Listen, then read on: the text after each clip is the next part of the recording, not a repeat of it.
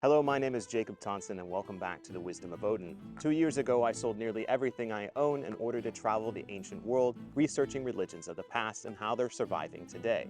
And in this video, I want to share with you some of my observations about paganism in Europe today. Now, I am going to kind of declare what I think is the most pagan country by the end of this, but I, in general, just want to talk about the state of paganism in the various countries I've been to. I'm going to try to avoid generalizations for the most part. However, it is going to be impossible in a conversation like this to not kind of label everything in general. I know every country is going to have its nuances. I know there's going to be little pockets and things I don't know. So please share down below your experiences with these countries if you don't agree with me or you have a different perspective. I really just want to have a fun conversation, sharing my perspective and what I've witnessed in Europe when looking at specifically the pagan revivals and how they live in culture and society now and within the people that practice these beliefs today. So with that, let's go ahead and begin this conversation discussing the most pagan countries in Europe. There is a bit of a hierarchy to this conversation, so we're going to kind of start with the countries that I think paganism is not necessarily flourishing and might be struggling a little bit. Now, surprisingly, the first country I want to talk about here is Greece. And now this kind of transcends into Italy a little bit and a little bit into the Mediterranean in general, because the ancient Greeks and the ancient Romans were the holder, the binder of the Mediterranean world in the ancient past, at least the time of them being pagans. Now, the reason that I have witnessed and believe that these countries struggle with paganism now is, in the case of Italy, I think they struggle because of the Roman Catholic Church absorbing so much of the original Roman beliefs. And this goes the same with the Greek Orthodox Church. Now, while many countries in Europe are moving away from Christianity, the Orthodox Church and the Catholic Church have a very strong hold on Greece and Rome alike. And this goes for the term pagan and heathen as well, which typically refers to the village or the country people that still believe in the old ways. The countrysides of Greece and Italy are holding strong to the old traditions of Christianity in a very strong way in comparison to the other European countries. Now, my personal observations in my time in Greece, when I met people who were pagan, what I was really surprised of is they were not Hellenic pagans. They were not Hellenic polytheists worshiping the ancient religions of Greece. What I was told by the people that were talking with me, who primarily identify as either Celtic, Norse, or Wiccan when it comes to paganism today, and not with Hellenic, the reason that they said they do not identify with a Hellenic religion today is because of politics. The Hellenic religion has actually been recognized by the Greek government. However, as it survives in the organizations that are official, it is highly politicized and involved highly in the politics of Greece. I have talked to some individuals who have their own revival movements, and these people seem to be the most successful in reviving the Hellenic beliefs today, are the ones doing it under the radar. And so with that, the Greek pagan movements, the Hellenic polytheistic movements are very much underground still for the most part. And most people, because of the strong foothold of Christianity still in Greece, seem to practice their beliefs under the shirt, so to speak. I haven't been to Spain and I have not met many Spaniards, but from the few I have talked to, it sounds like this is very similar in Spain, but I can't give a definitive answer. However, there do seem to be quite a few spiritual retreats that happen in Spain. I've heard of a lot of people saying they go there to do ayahuasca, they go there for meditation retreats. So there does seem to be a New Age movement in Spain, but I'm not sure how well the pagan revival is going. So if you're from Spain, let me know. I think the only Spanish group I know is actually a Norse pagan group. Now, the next in this hierarchy of conversation, the two places that might surprise you when it comes to paganism today is Germany and France, who again have very similar issues when it comes to paganism and the reason that people don't practice it. Talk about France first, because I honestly have met very, very few French people who are pagan. And I think this has to do with the fact that the French identity is very steeped in their post-pagan period and the times after Charlemagne and the times during the Renaissance, during Napoleon, during the high times of France. The French identity is based on these times. From my observations and estimate, I don't think there are many people in France who look to the ancient past. And this is the really ancient past. France converted quite early and were conquered by the Romans. And so their original paganism is really hard to identify. Now, it was the Gauls, it was the Celtic Gauls, and many other Celtic tribes that made up the original French pagans, the indigenous people of France, so to speak. But their beliefs are highly shrouded in mystery. Now, while of course the Romans wrote about them, we really know very little about the individual beliefs of the Gaulish people. We know some of the deities such as Epona, Cernunnos, and a few others scattered about, and there are some artifacts. It's just something that people don't seem to bring to life in a religious way when talking to people from France today. But regardless, it just seems that paganism as a revival is very quiet, if not very non-existent in France. And if you're watching this from France or just have in general a different perspective, please share it with me and let me know where to go so I can look more into French paganism. But as of right now, it seems to be very quiet, very underground, and very hard to look into. I can definitely talk at length about this next country, which is Germany. I lived in Germany for about a year in total, mostly in Bavaria. I've explored the north and a few different regions, and I've met many different German people.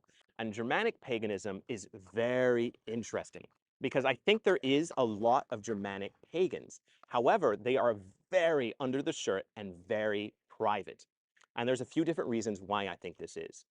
Number one, I think in general, the German sensibilities, the German identity is very reserved. I don't know if you've ever spent time in Germany, but it is very hard to make friends in German. It takes a long time, a lot of different steps to become a friend with a German. They're very rule following in general. This is something that, of course, there are Germans who are not, but this is, meet some Germans and tell me they are not very reserved people. You'll talk to a German for a year before learning like something very, normal that we would know about, American friends or British friends. Germans take a long time to crack into that shell. And so in general, religion is very hidden down. And I find that many Germans don't like talking about religion. It's not something that's brought up in everyday conversation. And if it is, it's in a place like Bavaria where it's very conservative and very Christian. I met a few people wearing Mjolnirs when I was living in Germany, and I would be like, hey, do you want to do something? They're like, no, that is not what we do here in Germany. Like seriously, I have not met many Germans that are very open about their spirituality. But I think there are many Germans who are very deeply spiritual people and very pagan people. I've received many comments over the years of people asking about Germanic paganism because they want to get more into it.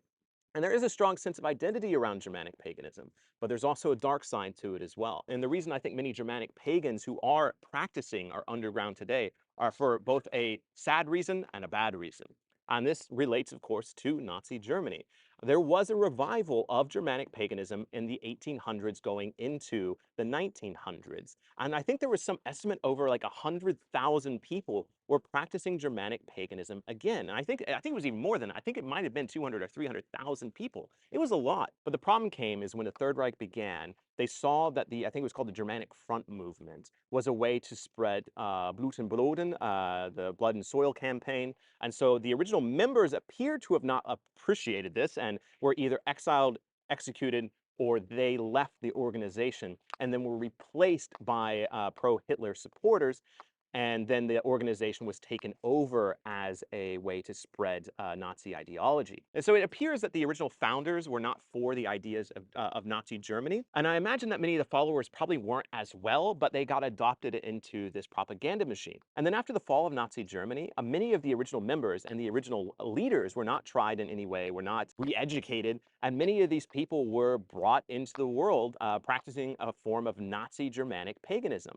And this is sadly where a lot of the white supremacist groups from the United States have been formed from, is members leaving the Germanic Front movement after the fall of Nazi Germany and migrating to the United States with their ideas and bringing them into American heathenism. This is also where a lot of the white supremacist groups that are Germanic pagan in Europe come from as well. And so sadly, I think some of the groups are still part of this Nazi ideology, and then the other groups are part of the old ideology that don't align with the Nazi ideology, but they hide because they don't want to be associated with them. So it's very complicated and very sad and very bad, and I don't actually have a solution for it, but this is something that I witnessed. And so either you're part of the old regime and you're like, yeah, we don't talk about it because we don't want to be associated with them, or you're actually part of the bad regime and they don't want to talk about it because they want to be labeled as Nazis and then get ousted. And so I think in general, to be a Germanic pagan is very difficult in Germany right now.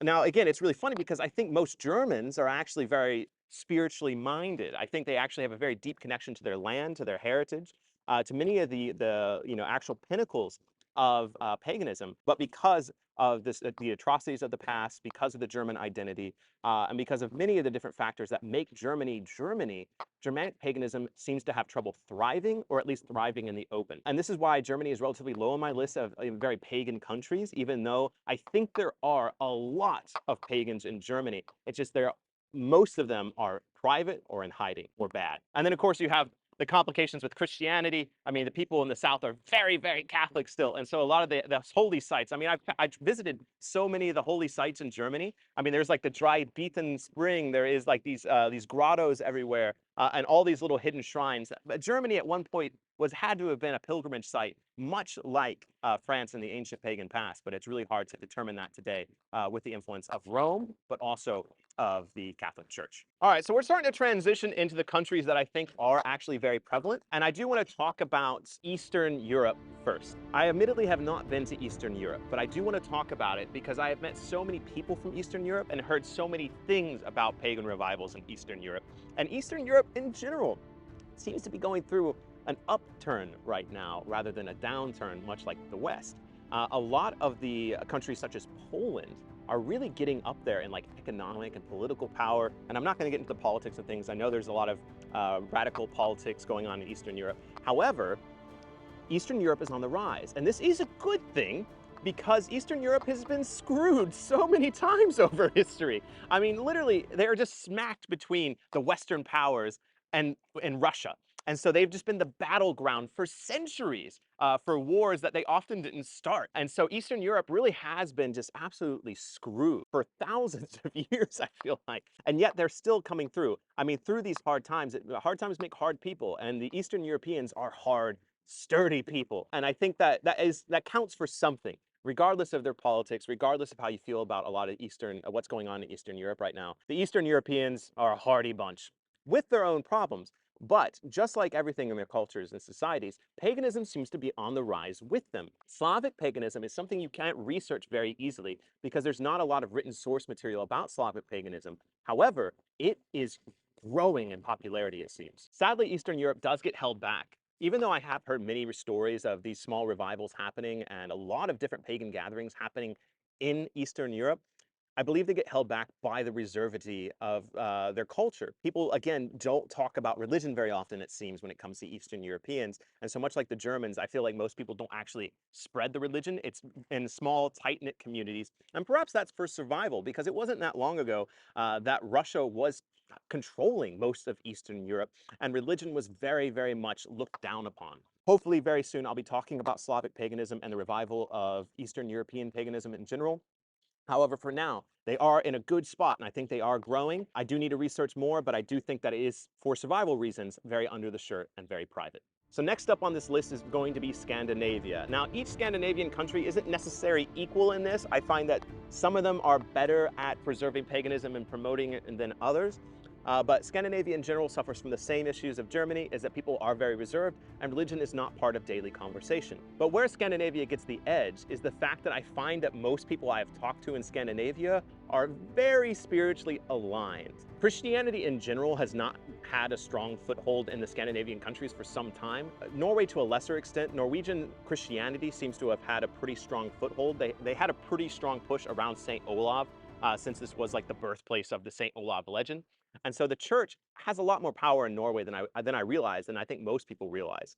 But when it comes to like Sweden and Denmark, and of course Iceland are very non-religious, and if they are religious, they're spiritual. And it seems like the polls I've seen, most people in the Scandinavian countries are like, yeah, I'm just spiritual, I enjoy nature. And so I think most people are pagan at heart, but they don't necessarily run around worshiping Thor and Odin. Of course, there are people there that do this, but I think it's to a lesser extent than we realize. There are definitely more people running around worshiping Thor and Odin in the United States than there are in Scandinavia, which is a very weird phenomenon that would have only happened in our modern era, right? It's so bizarre. But I do find that in general, people in Scandinavia, very spiritual people, very tied to their heritage, and they really love their ancient sites, especially Sweden preserves their ancient sites really well. I think the best way to describe Scandinavians spiritually is this interaction I had in Denmark when I was at the Ribe Viking Center, which is a Viking reenactment center. And they had an area where they taught children and people there about the nithing pole, which is a pole with a horse head and wings attached to it used to curse people. And then they had a sacred grove with a place with offerings, little idols to the gods. And it's like, this is one of the most pagan places I've ever been to. I have a video about it if you want to check it out. But I had this conversation with a guy that was like working there as a reenactor. And I was like, hey man, so like, what's going on? And he was like, well, yeah, that's Pagan Grove. Yeah, so your Pagan Grove, like, do you do stuff? Yeah, just for reenactment purposes. We don't do the paganism. You have a horse head, like a real horse head on a pole with wings. Yeah, yeah, yeah. We got a witch here that lives here. Yeah. So do you do it? Yeah, some people do. It seems like you're pagan. Yeah, some people are. Yeah. And so you can just they are very casual about it. They're not running around having big fires and stuff. I mean, they do. I'll do this as well during midsummer. And that's another thing. Like midsummer, especially in Sweden, is a very pagan holiday that is still celebrated today. So I think the people there are subtly very, very pagan. It still, again, seems a bit reserved, but yeah, Scandinavia, it's a wild place. I definitely recommend it. But if you've never been and you're expecting the Vikings TV show level of paganism, I think you're going to be a little disappointed, obviously. But in general, I find it to be a very reserved form of paganism, but it is quite prominent. So next up is a very special mentioning because it is such a small country, and I've been talking about regions the last couple of sections here, but the Netherlands. Oh my gosh, I've spent so much time here. It is a complete bias. I absolutely love the Netherlands. I love the Dutch people. I've really enjoyed my time there, and I've done a lot of research in the Netherlands.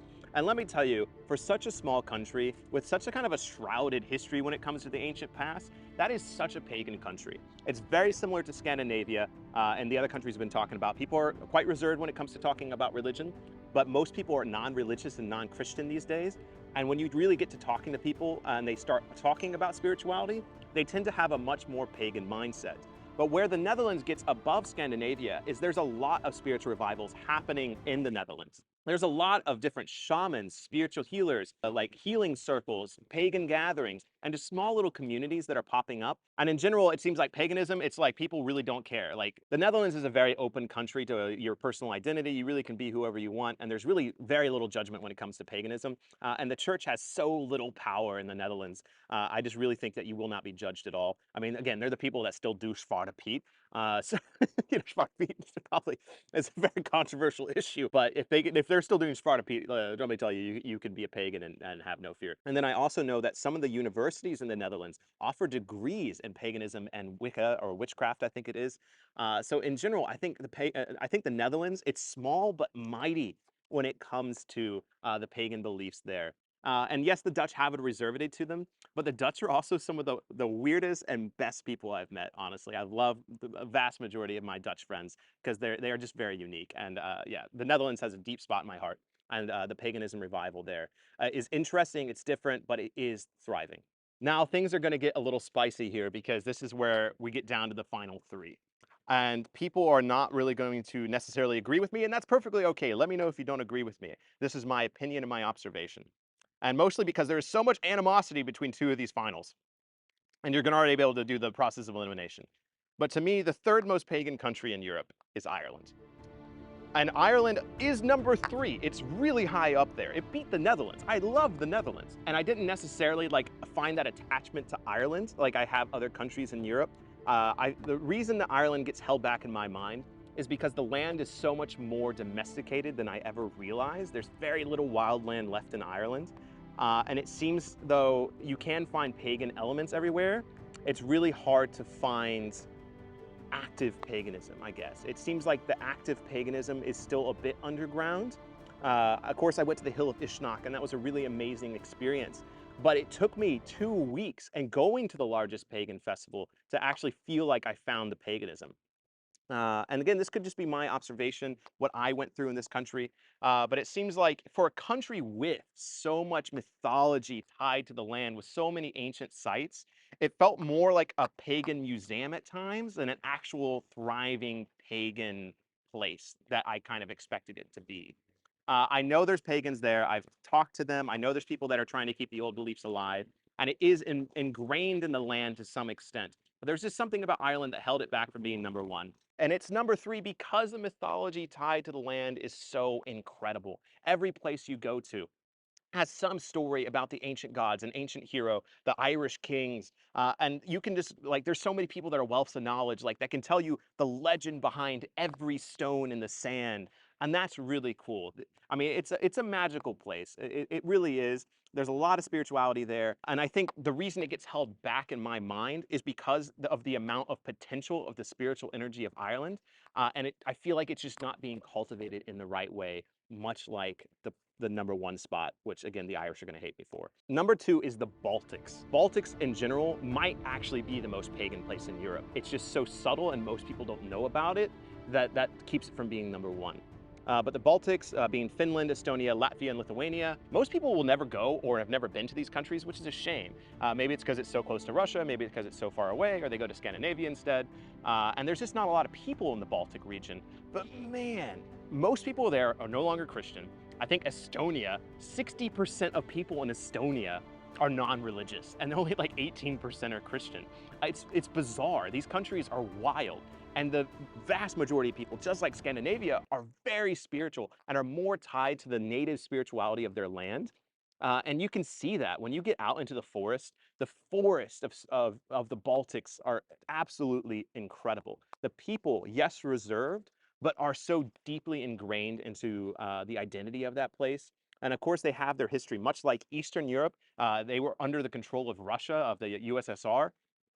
Only 30 years ago, they got their independence back. And under the USSR, a lot of the, and specifically in Estonia and Finland, a lot of the people that followed the old beliefs, like there was a huge revival in the 1800s of people that started practicing the old ways again. Many of them were forced into secrecy or were killed by the communist Russia. And it really held them back. And so they're starting to find that again. They're starting to come out of hiding. But of course, with wars between Ukraine and Russia right now, I think there's still a lot of fear if they rise up again and they become more vocal about their beliefs, that if Russia invades, they're only going to get killed or put into exile. So I think that's what holds it back from being number one. But in general, I think the soul of the Baltics, the soul of the people, the amount of hidden little festivals, hidden little traditions that we will never know about outside of the Baltics. Even their written source material, a lot of their source material in general is not translated into English. Their beliefs are so personal. But man, I haven't spent as much time as I'd like in the Baltics, but the time I've spent there, the people I've talked to, let me tell you, the Baltics is the hidden pagan gem of Europe. They were the last people to convert to Christianity, and it never really took hold. And you can feel that in that place. But yeah, what holds it back, of course, is something, again, out of survival. I think it's still a little bit under the shirt. And it's also held back by the fact that the Baltics is a region that just isn't talked about a lot, which might be a benefit in disguise. It might protect them and allow them to practice their beliefs more. But regardless, the Baltics do have a sweet spot in my heart, and that is why they're number two. All right, we've reached number one. What do I believe to be the most pagan country in continental Europe? It sadly is the UK. And I say sadly because I know some people are so upset at me for that, but it is undeniable. By me saying that the most pagan country in Europe is England is incorrect. What I said is the most pagan country in Europe is the UK. It is Scotland, Wales, England, North Ireland, of course. But I'm not talking about the politics. I'm not saying that this makes English politics the best. I'm not saying this makes the British Empire justified in everything they did to everyone. However, as it survives now, paganism is so alive in the UK, in Scotland, England, Wales. I mean, it is very alive in England. Again, I'm not necessarily saying, yes, English politics, but what I'm saying is, when I've traveled across the English countryside, so many people, so many ancient sites, so many little hidden valleys, wells, mythology, it brings so much to life the pagan traditions of the past. And not only that, but the entire history of the UK, the history of the Anglo-Saxons, the Britons, the Romans, the Norse, the Picts, the Gaelic, the Irish. I mean, it's absolutely insane the amount of layers of pagan history and mythology and written source material that are contained in such a small place. And you can feel that everywhere you go. There is a mythology to it. There are 4 different stories from the Vikings, from the Anglo-Saxons, from the original Britons, the Romans. It's incredible. I've traveled all across the UK in the last couple of years, and everywhere I go, I'm learning more about paganism. And there is a benefit to the British pompousness, the British education system. So many British scholars have been writing about paganism and mythology for the last few hundred years. And there's so many books written in England and in the UK about paganism. You can spend the rest of your life reading about it. And not all of them, of course, are going to be useful. Not many of them are going to be pretentious. But just the fact that there are so many options for research. I found so many books I couldn't find in America about paganism and mythology, and it's just truly amazing. I've met so many wonderful spiritual people in England as well, and Scotland and Wales. But honestly, yes, England, there are so many pagans in England. It's insane. And there's so many old traditions and festivals also in Wales and Scotland. There's the Beltane festivals, there's the fire festivals, there's the Mary Louise, and then Glastonbury in general. I've spent a lot of time in Glastonbury. It's obviously got a place in my heart. I'm writing a book about it. And Glastonbury is weird, it's spiritual, it's hippie, it's witch, it's Hindu, it's Christian, it's, you know, Norse pagan, it's Celtic pagan. It's got a big tower that everyone goes and plays drums and howls at the moon. Like, it's crazy, it's wild. I have never experienced a place like this anywhere else in Europe. The richness of the paganism there is insane. And that is why ultimately it has beat out Ireland. Ireland has a lot of the same things going for it as the UK. It has the mythology, it has the layers of history, it has the surviving ancient sites, it has the active paganism. It does. Like, there are people actively practicing paganism. But it was so easy to find pagans in England and in Scotland and Wales. They're everywhere. In Ireland, they felt a little bit hidden still. Like the hidden people of Ireland, they're still in the other world and haven't quite emerged out into public eye as much as they have in the UK. So I apologize to any Irish people I upset, or anyone else that's like, this is incorrect, this is not the most pagan place. But I tell you, I've been to a lot of places now, and I cannot deny that the UK is the most pagan place in Europe. So let me know if you disagree with me. I'm sure there's some that do, but truly, if you're looking to plan a pagan pilgrimage, any of these countries are definitely unique and worth checking out. But when it comes to density and vibrancy of paganism, you're gonna find it in the UK absolutely everywhere and so easily. I hope you enjoyed this video. Hope you enjoyed this conversation. I'll see you in the next video here at the Wisdom of Odin.